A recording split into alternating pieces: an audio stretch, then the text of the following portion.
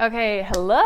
Welcome back to another video. My name is Kathrine Kofoed. If you are new to my channel, welcome. Thank you for being here. I hope that you subscribe after watching this video. This is the place for you if you are looking to heal your relationship with food, you want to feel better in your body, you want to stop assigning moral value to food, and you want to have a happy, healthy, balanced lifestyle. So let's get into it. So today's video is all about emotional eating. What is it? How can you better understand why you do it? And of course, how can you fix it? So emotional eating, binge eating, overeating is a pretty big topic. I'm going to be covering the basics here in this video. So this is a great place for you to get started. If you're looking for more support with healing emotional eating, stopping the emotional binge cycle, if you struggle with restricting and then overeating and then emotional eating, all of that is something that I work on with my clients and something that I teach you how to better understand and recover from in my program, The Method, Healthy Habits for Life. More details to come about that, but just know that if you're looking for more support with this, I offer it and I would love to help you. For now, let's get into the video. So, what is emotional eating? I get this question pretty frequently, especially in the comments of my TikTok videos, where people are asking, well, how do I know if it's emotional eating? So just to recap, emotional eating is when you're eating not just because you're hungry, right? It's when you're eating outside of using food as nourishment and nutrition and fuel. And it's when you're eating because you feel a certain way or you're triggered by something, right? So we'll get into all of that here in a second. But really, emotional eating is any type of overeating that you're doing when you're consuming more food than your body needs. And before I get this question, I want to say I don't think all emotional eating has to be a bad thing, but I do think for a lot of people, it really can negatively impact your mental health. Obviously, it can have impacts on your body image, on how you feel in your skin, on your weight, and how confident you feel. So really, it's much more about your mental health. And while I don't always think emotional eating is a problem or is something that is always a super negative thing, it is something that most people I talk to that they want to heal and they want to know how to stop emotional eating. So that's exactly what I'm here to help you do. So let's talk about some of the signs that you may be emotionally eating, because this is the other main question I get with emotional eating is, how do I know if I'm emotionally eating? Because a lot of us, and let's be real, in our society, it's very ingrained to emotionally eat. It's very much taught through media, through movies, through TV shows, through family, through our general culture that we cope with feelings by eating, right? Like the stereotype I think of is always the rom-com of mid-2000s where a girl gets broken up with by a guy and she spends at least one night on the couch sobbing and eating a pint of ice cream. Like, that's such a cliche example, but there are just so many examples in modern culture of emotional eating, right? So emotional eating, binge eating, overeating, it's very normalized, unfortunately, but I think this almost makes it worse because it has a pretty significant impact on our well-being, especially on our mental health, not to mention our physical health as well. And it can be something that's really hard for people to talk about or deal with because it's honestly a really sensitive topic. So this is something where you're like, I don't know that I'm ready to really deal with these things. That's totally fine. I think everyone has their own journey along the way, and you're ready for that next step when you're ready to learn more about it, right? But if this is something that's a pretty serious problem for you, I highly encourage you to get professional support, whether that's with a local dietitian in your area who specializes in helping people heal from disordered eating, helping people with emotional eating, or if it's something virtual. I offer coaching to help my clients recover from emotional eating. So there's just different avenues of support out there, and I encourage you to seek that if this is something that's really an issue for you. Of course, if you are actively struggling with an eating disorder, I strongly encourage you to see your health professional or your doctor and talk to them about that. All of that to say, what are the signs of emotional eating? So let me give you a few main examples. Some of the biggest examples of emotional eating are boredom eating or stress eating, right? So a lot of us have been working from home the past year and a half during the pandemic, and what has happened is that a lot of people have found that they find themselves sort of autopiloting to the kitchen throughout the day and grazing or snacking and eating some stuff along the way. And maybe they gain a few pounds, maybe they just don't feel great in their body, maybe their clothes don't quite fit the way they used to. So that's a really big example, right? Whether it be boredom or whether it just kind of be mindless eating and snacking that happens throughout the day, That's a really common one. Or it's more ingrained. So let's say you get home from work and you're just used to snacking because you need something to wind down after a long, hard work day. And then maybe you plow through half a bag of pretzels or some chips or some candy or whatever you can find in the fridge or last night's leftovers, right? And it's kind of that weird time between getting home from work and not quite making dinner yet. So you end up just snacking on a bunch of stuff and then you kind of feel crappy too. Those are two really common examples that a lot of people can identify with. Of course, we also have emotional eating when you're feeling really down, really sad, really lonely, really upset about something. A breakup is honestly a really good example when you're feeling anxious. You know, some people when they're anxious and stressed don't eat a ton, but some turn to food as a way to cope, right? And that's what I want to get into, is that emotional eating happens because we've learned to use food as a coping mechanism, which isn't really the most beneficial thing for us, right? It's not really benefiting our health. For a lot of my clients, they want to feel really good in their bodies, and emotional eating is very much getting in the way of that, right? So the way that we solve emotional eating and what I help my clients do in depth is that we stop using food as a coping mechanism and we turn to what I call non-food coping mechanisms instead. What does that look like? What am I talking about? Let me tell you about it. So there's a few main types of emotional eating that I want to share with you. I'm sure I'm missing some that are a little more niche, but these are the most common types of emotional eating I see in my practice and probably the ones that you're most familiar with. So obviously reason number one, or I should say emotional trigger number one for eating emotionally is stress. So like I talked about earlier, maybe you get home from work. Some people will use alcohol to unwind. Some people come home and need something that tastes really good to kind of take the edge off, right? Like we're all familiar with that feeling of needing to take the edge off. So that's a super common feeling. That's number one. Number two, I would say, is fatigue and exhaustion. So being really tired. This is something I see a lot with people who are chronically stressed. They maybe don't sleep enough. They're overworked. They have a lot on their plate. Very busy working people, working moms, parents, that type of thing. People who have too much to do and don't really have the energy to do it. A lot of the time that's when we will turn to food to cope because it's something that feels really good in the moment. Number three is obviously boredom. We talked about that a little bit earlier, but it can be boredom. It can kind of just be mindless. It can be like, nah, I'm just wandering around the house. I don't really know what to do with myself right now. So let me just see what's in the kitchen, right? Let me see what's in the pantry. And the reason we do all of these things, I will get to in a second, but let me finish this list first. So those are the biggest three things. I would say the fourth, and these are in no particular order, just the biggest reasons I see for emotional eating in my coaching practice, but one of those is certainly loneliness and feeling isolated, right? So whether that's you feel like you have not that many close friendships or you don't really have someone you trust that you can talk to, right? Like if you just don't have a really strong, healthy social life, which a lot of us have struggled with during the pandemic, right? That's something that's really challenging. And that's what I mean when I said earlier that these are really tough topics and they can be very personal. Loneliness and wanting to eat because of that feeling is one of those things that can be hard to admit to yourself, right? So just know emotional eating can be as simple as being bored or being stressed. We need to handle that in one way, but something like loneliness or feeling sad, obviously that needs a totally different treatment, right?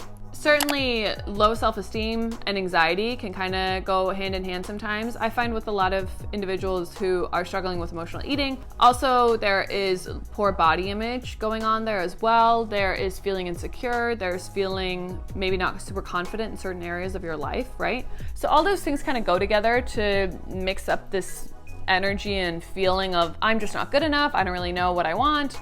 I don't feel great about myself or about the things that are going on in my life. And so then we cope with food, right?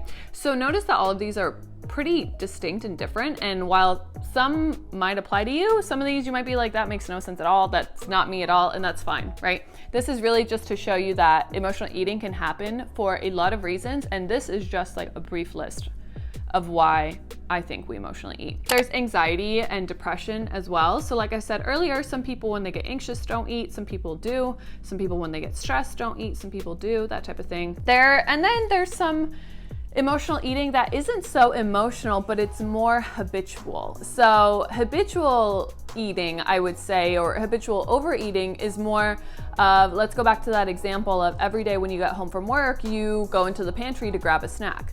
Well, you've realized that you've been doing that since you started working from home, let's say a year and a half ago, but you've been tracking your food habits over the past week and you realize that you're not even hungry when you end up grabbing something from the pantry. So that's kind of classified as habitual overeating, right? Because you're not really hungry, you don't really need food, and it's okay to eat if you're not hungry, absolutely, but it's more that it's happening automatically, right? It's not something that you feel super great about. So that's a big one. And then I would say the other non-emotional type of overeating is environmental, right? So it's your environment. Some of my clients that I've worked with in the past have gone back to visit, let's say, their parents in their childhood home. And in that environment, with those relationships, in that house that they grew up in, they revert back into these old patterns of, oh, I used to have to hide food from my parents when I was little because I wasn't allowed to have any cookies, right? I couldn't have dessert, whatever it is. I wasn't allowed to have junk food in the house, whatever it is. So then they go back to that overeating pattern that they used to have in the past. So that's a really specific example, but for some people it is very environmental. It is more habitual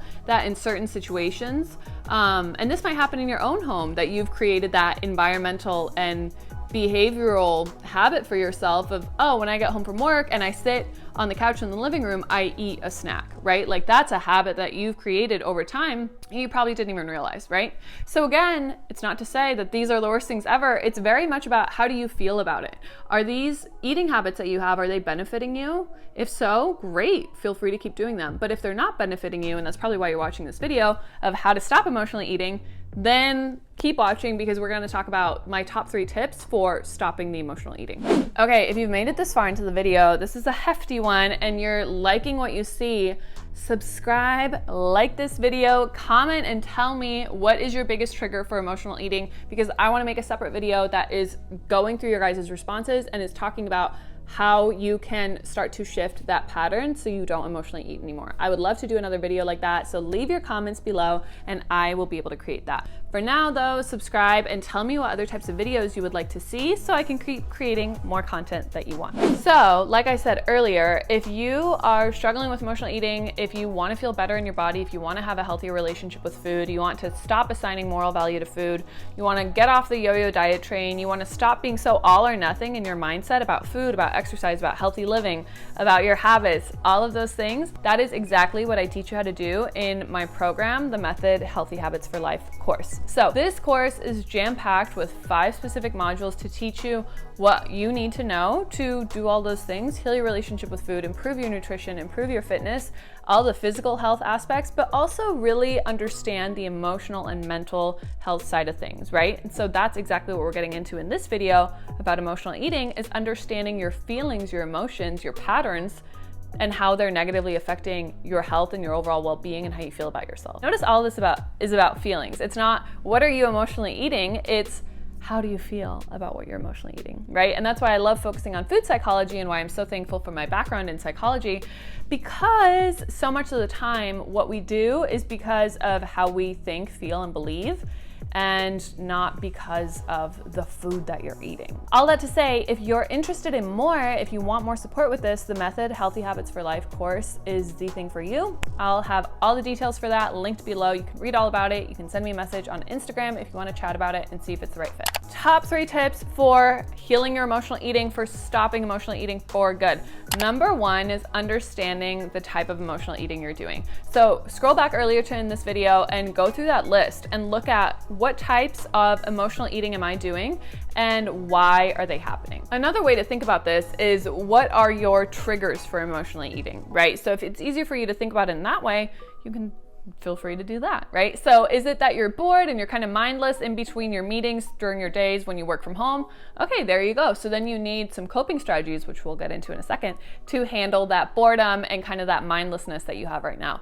Is it that you're feeling anxious and sad and lonely? Okay, then we clearly need to focus on something else, and maybe you need some other professional support as well if that's what's going on. Think about what are your triggers for emotional eating. Is it habitual? Is it environmental?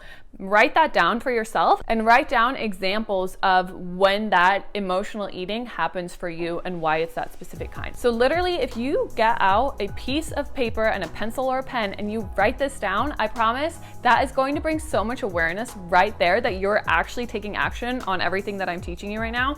to change your habits. Right after this video, you're gonna have so much more awareness about your food, about your eating patterns, about why you're choosing to eat what you eat, why you find yourself in the pantry at 9 p.m. every night, all these things. So if you're taking that extra step to write it down, I promise things will start to change, and it might not be overnight, but they will start to change. And if you can take these steps, you're gonna see results. Number 2 on this list is to find non-food coping strategies that work for you.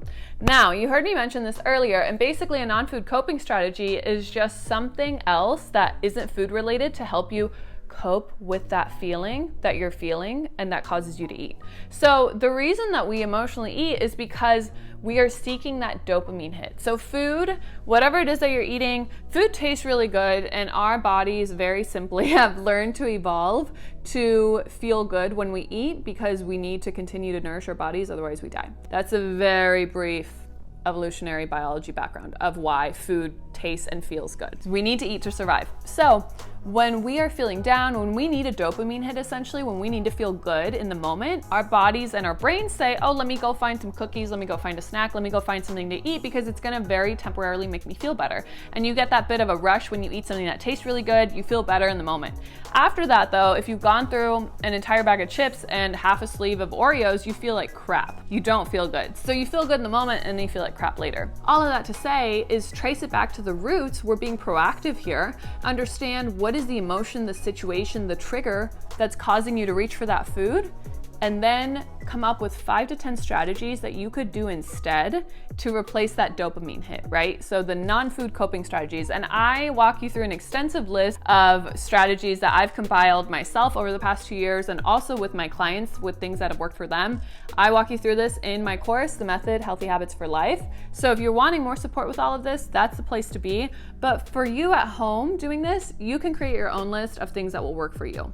And finally, tip number 3, now that you understand what type of emotional eating you're doing, now that you have your list of 5 to 10 non-food coping strategies, you can dive into being proactive and understanding your triggers and preventing them from happening in the first place. So if your trigger is workplace stress, instead of automatically reaching for the chips every time you get off a stressful call, go do something else, right? Think about that. Ask yourself, do I really want to do this right now? What could I do instead?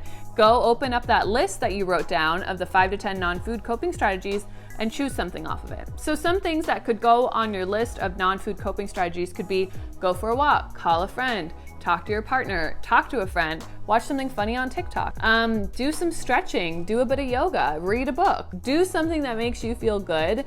I know it's not gonna be as satisfying as going to eat that food, but I promise this is gonna feel a lot better in the long run. And the more you can practice not immediately giving into that desire for food, the better you're gonna feel and the more you're gonna be able to honor your commitments and follow through. This was a jam-packed video. I hope you found this helpful. This is really just barely scraping the surface when it comes to emotional eating, but I really wanted to break it down in a way that would be more easily digestible for you to understand and at least get the hang of emotional eating. Why do we do it? Why does it happen? What can I do to stop it? If you're looking for more support, I have all the details for the Method Healthy for... If you're looking for more support, I have all the details for my program, The Method Healthy Habits for Life, linked below. And if you are not yet subscribed, I encourage you to do so and tell me in the comments, because I want to make this video in the future, what triggers you to emotionally eat and why. So leave me some detail about that, of course, only if you want to share, so that I can make another video responding and giving you some very structured advice about your type of emotional eating and how I think you could change it. So I can't wait to see you at the next video. Have a great day and thanks for watching.